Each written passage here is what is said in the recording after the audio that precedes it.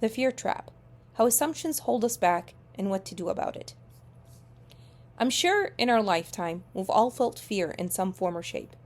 There is the fear you feel when you miss a step as you're going down the stairs, or when you realize you forgot your wallet while you're standing in line to pay for coffee, or when a car rear-ends you at the stop sign. There are, of course, many more examples of fear we experience in our lifetime. The one I'm talking about is the one that makes you freeze in place before attempting something new.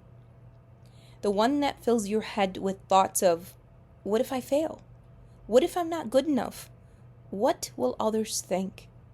This fear isn't triggered by immediate danger, but the uncertainty of stepping outside of your comfort zone. We live in our comfort zone where everything is already familiar because we've done it before and we know what the outcome is. Stepping outside of that zone we've grown familiar with means we have to learn something new. Answers questions we don't have the answer to, or take action we have yet to attempt. This all creates fear. Fear of judgment, fear of scrutiny, fear of sarcasm, fear of failure. These feelings can be overwhelming, and so we end up going back to a place where we don't have to face these fears, our comfort zone. What if I told you that these fears aren't real? Sometimes our perceptions could cloud our judgment. We start believing what our minds cook up as a worst-case scenario, and we don't question that. Is fear needed? Absolutely. We need fear as a warning signal, so we don't get hurt. For instance, fear stops us from getting too close to the train tracks when we hear the train approaching, so we don't end up in a dangerous situation. Fear is our brain's way of protecting us from real threats.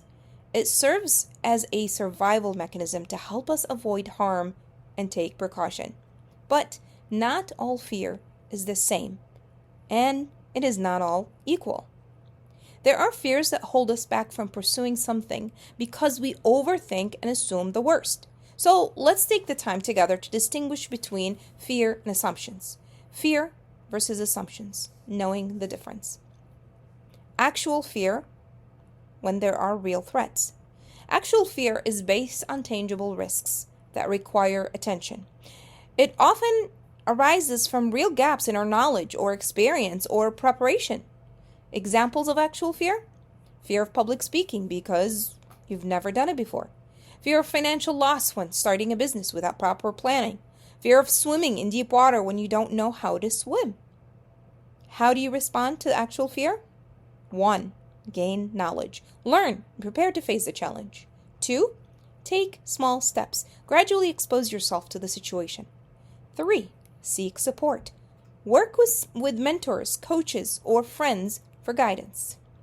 Now let's look at the assumptions, the false perceptions. Assumptions, on the other hand, are mental stories we tell ourselves without evidence. They're fueled by self-doubt, insecurity, and overthinking.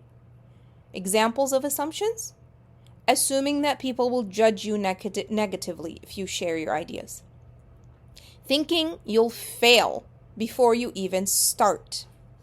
Believing you're not qualified enough without ever testing your skills. How to respond to assumptions? 1. Challenge the thought. Ask yourself, is this really true? 2. Look for evidence. Identify instances where your assumptions were proven wrong. And 3. Reframe your mindset. Replace self-doubt with empowering thoughts. Now what? It is safer in our comfort zone, but there is no growth there either. Ask yourself, is it worth it not to take on a challenge?